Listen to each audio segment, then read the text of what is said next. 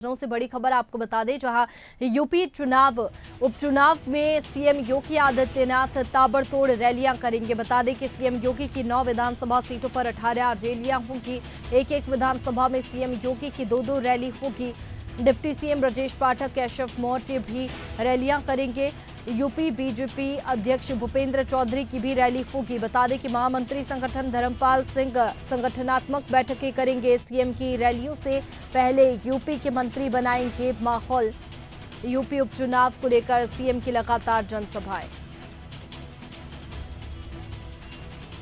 तो महामंत्री संगठन धर्मपाल सिंह संगठनात्मक बैठकें करेंगे। बता दें कि सीएम योगी की रैलियों से पहले यूपी के मंत्री माहौल बनाएंगे।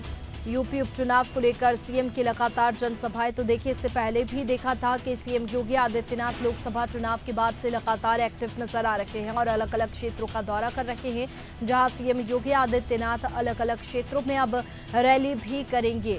बता दें कि लोकसभा चुनाव के बाद से ही सीएम योगी आदित्यनाथ लगातार बैठकें ले रहे हैं और अलग अलग क्षेत्रों में पहुंच रखे हैं। कई विकास कार्यों की सौगातें भी क्षेत्र को मिली है, लेकिन अब जिस तरीके से उपचुनाव की तारीखों का ऐलान हो चुका है, उसके बाद से सीएम योगी आदित्यनाथ लगातार और भी ज्यादा एक्टिव हो गए हैं और चुनावी तैयारियों में जुटे हुए हैं। यूपी उपचुनाव को लेकर सीएम योगी आदित्यनाथ अब जनसभाएं भी करेंगे। इसके साथ ही सबसे ज्यादा रैली 9 विधानसभा सीटों पर करेंगे, जिन सीटों पर उपचुनाव होने वाले हैं। बता दें कि डिप्टी सीएम ब्रजेश पाठक, केशव मौर्य भी रैली करेंगे।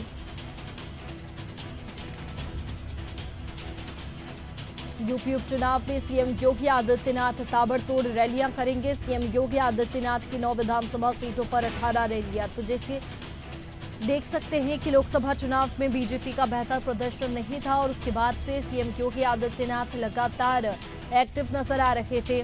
लोकसभा चुनाव के बाद से ही अलग अलग क्षेत्रों का दौरा सीएम योगी आदित्यनाथ कर रहे थे और कई विकास कार्यों की सौगात भी अलग अलग क्षेत्रों को मिली थी। लेकिन अब जिस तरीके से उपचुनाव की तारीखों का ऐलान हो चुका है, तो ऐसे में सीएम योगी आदित्यनाथ उपचुनाव में ताबड़तोड़ रैलियां करेंगे।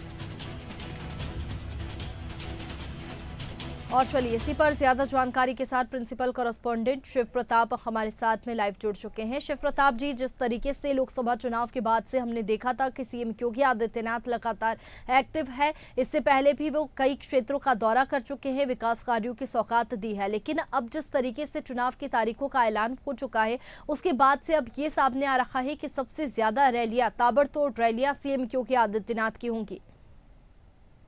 बिल्कुल वैष्णवी, देखिए भारतीय जनता पार्टी ही एक ऐसी इकलौती पार्टी है जिसके विषय में कहा जाता है कि वो साल के 365 दिन चुनाव लड़ती है और इसकी तैयारियां साल भर करती है। यानी कि हर एक दिन भारतीय जनता पार्टी के लिए चुनावी दिन होता है और यही वजह है कि चुनाव अगर किसी राज्य में खत्म होता है तो वो अगली बैठकें करना शुरू कर देती है कि अगले चुनाव किस राज्य में है और उसकी क्या रणनीति बनेगी। और अगर इस उपचुनाव की बात की जाए तो उत्तर प्रदेश की 9 विधानसभा सीटें भारतीय जनता पार्टी के लिए नाक का विषय बनी हुई है, क्योंकि अगले आने वाले 2027 के जो चुनाव है वो भारतीय जनता पार्टी को इस विधानसभा सीटों के उपचुनाव के जरिए तय होगा कि क्या वो 2027 में परचम लहरा पाएगी या नहीं। ये इसीलिए इसको कहा जा रहा है कि ये उपचुनाव जो है ये लिटमस टेस्ट है, परीक्षण है आम जनता के बीच भारतीय जनता पार्टी की हैसियत नापने के लिए और नैरेटिव सेट करने के लिए। और इसीलिए भारतीय जनता पार्टी अपनी कोई भी कोर कसर नहीं छोड़ना चाहती है इन 9 विधानसभा सीटों के उपचुनाव को लेकर के। और इसके लिए मुख्यमंत्री योगी आदित्यनाथ ने 2 रैलियां तय की हैं कि हर एक विधानसभा सीट पर वो 2 रैलियां करेंगे, यानी कि कुल मिलाकर के 18 रैलियां उनकी प्रस्तावित की गई हैं उस उपचुनाव में। और साथ ही जो मंत्रीगण हैं, सरकार के मंत्रीगण, वो भी रैलियां करेंगे और साथ ही आम जनता के साथ में संवाद स्थापित करेंगे। वहीं जो भारतीय जनता पार्टी के संगठन मंत्री हैं धर्मपाल सिंह, उनको जिम्मेदारी दी गई है कि बूथ स्तर से लेकर के तमाम जो पदाधिकारी हैं जिले स्तर के, उनके साथ समन्वय बैठाएंगे और आम जनता के बीच में भारतीय जनता पार्टी के प्रति विश्वास पैदा करेंगे।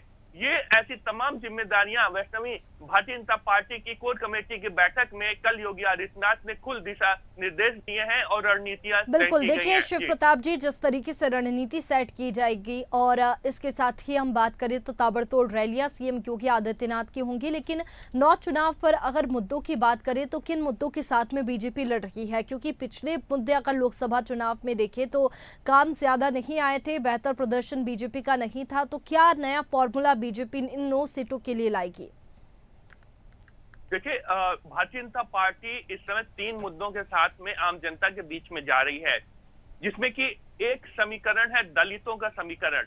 दलित और जातीय समीकरण के साथ साधते हुए भारतीय जनता पार्टी अपने प्रत्याशियों को विधानसभा चुनाव में उतारेगी और यही वजह है कि बहुत बेहद ज्यादा गंभीरता के साथ में प्रत्याशियों का चुनाव हो रहा है और ऐलान अभी तक नहीं हो चुका, जबकि 18 अक्टूबर से ही नामांकन प्रक्रिया शुरू हो चुकी है, जो कि 25 अक्टूबर तक होनी है। इसके बाद फिर नाम वापसी की प्रक्रिया चालू हो जाएगी। और इसके अलावा जो दलित समीकरण, जाति समीकरण के अलावा जो दूसरा मुद्दा सबसे ज्यादा भारतीय जनता पार्टी फोकस कर रही, वो है राष्ट्रीयता और हिंदुत्व का मुद्दा।